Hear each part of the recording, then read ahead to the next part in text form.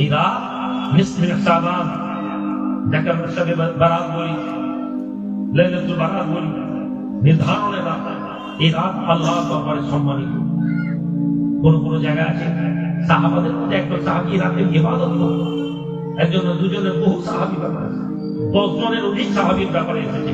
কোন কোন কিতাবে এসেছে 17 জন সাহাবী এমন পাওয়া গেছে যারা শবে বারাতের রাতে ইবাদত মেহনত আল্লাহকে রাজি করানোর জন্য তারা ইবাদত করতেন, খাস বানিয়েছিলেন এই রাত। কাল আমাদের কাছে শবে বারাতের রাত কি করতে পারি আমরা? ফটকা ফাটাবেন, ফটকা ফাটাবেন, অযথা লাইন দেওয়া হবে। তবে হ্যাঁ, রাস্তাঘাটে আলো করা মনে হয় কবরস্থান যাবার রাস্তায় যদি আলো করা করতে পারে, বাধা নেই। বিয়ে বাড়িতে লাইট থেকে বেদাত বলে না, দেখবেন যারা বলে এই রাতের বেলা শবে বারাতের রাতে লাইট জ্বালাচ্ছে, আলো জ্বালাচ্ছে। বিয়ে বাড়িতে রাতে আলো জ্বালানো নবীজির সময় বিয়ে বাড়ি ছিল না, নবীর আলো জ্বালিয়েছেন বিয়ে বাড়িতে, কিন্তু তারা বলে না কেন? ওই যে বললাম, তারা আপনার আদর্শ থেকে বিচ্যুত করতে চায়, 1400 বছরের ধারাকে নষ্ট করতে চায়।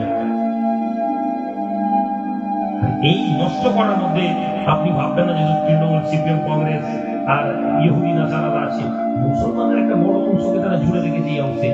তারা মাথায় টুপি দিয়ে আমাদের মাঝে লোক রেখে দিয়েছে, জুব্বা পরিয়ে লোক রেখে দিয়েছে, যারা আমাদের ইমানকে এলোমেলো করে। আমরা কি করবো? আমরা শবে বারাতের রাত আগামীকাল আসছে, ছোট ছোট কয়েকটা ভাগ করে নিই। প্রথম কথা, আমরা কাজ করবো কালকে একটু হালকা রাখবো, তাড়াতাড়ি কাজ ছেড়ে বাড়ি ফিরে যাবো। প্রতিদিন গাধা খাটনি হাঁটছে, জীবন তো বদলায়নি। কালকে ছুটি দিয়ে দেন, দরকার বাড়িতে ঘুমিয়ে নেন, সকালবেলা উঠে একটু দুপুরের দিকে একটু মরিয়ে তড়িয়ে চলে যান। মাগরিবের নামাজের আগে প্রয়োজন হলে গোসল টোসল করে পাক সাফ করে সুন্দর আতর টাতর খুশবু লাগিয়ে রোজা রাখার চেষ্টা করবো। কালকে রোজা রাখবে, হাত থেকে ইয়ামিজের রোজা। আমাদের দরবার শরীফে তো 3 দিনই রোজা হয়। অন্তত পক্ষে আগামীকালে পরশুটা রোজা রাখবে। যদি রোজা রাখতে না পারে ঠিক আছে, মাগরিবের নামাজের পরে আওয়াবিনের নামাজ পড়বেন, মসজিদে গিয়ে 2 রাকাত 6 রাকাত আওয়াবিনের নামাজ পড়বেন। আর দরবারে কালকে জিকিরের মজলিস আছে, যারা মনে করবেন আচ্ছা কালকে দরবার শরীফে গিয়ে জিকিরের মজলিস করবেন, ওই বাহানায় হুজুরুল্লাহ পীর মুর্শিদের কবরটা জিয়ারত হয়ে যাবে। কবর জিয়ারত করে এসব নামাজ পড়ে খাওয়া দাওয়া করে বেরিয়ে চলে আসবে। এসে বাড়িতে 8টা 9টা 10টার মধ্যে মসজিদে চলে যাবে। মসজিদে গিয়ে দুরূদ শরীফ পড়ে।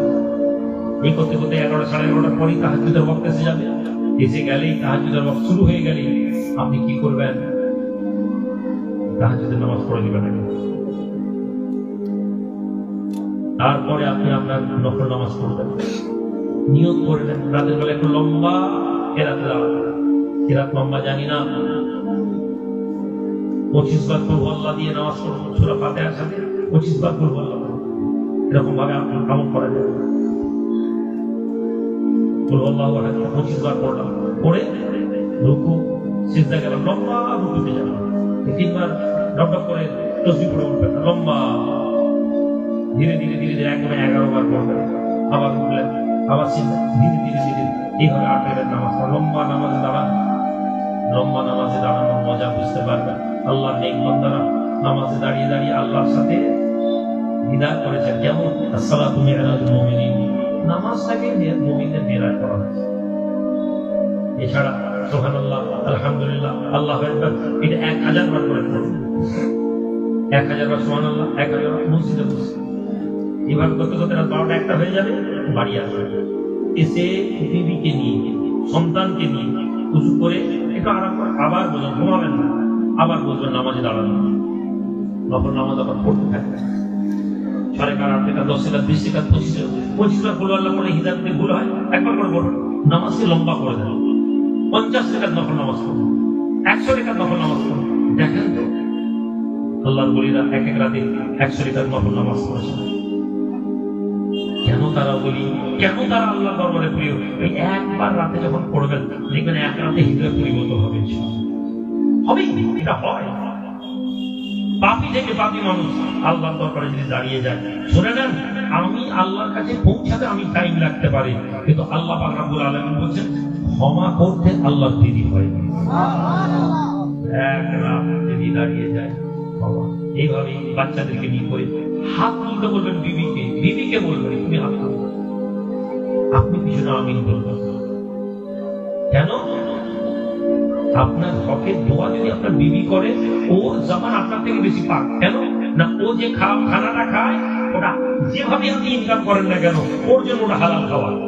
দোয়া কবুলের একটা শর্ত হচ্ছে হালাল রিস্ক। তাহলে ঘরের বিবি মহিলাদের রিস্কটা হালাল, ওরা আমাদের অধীনে।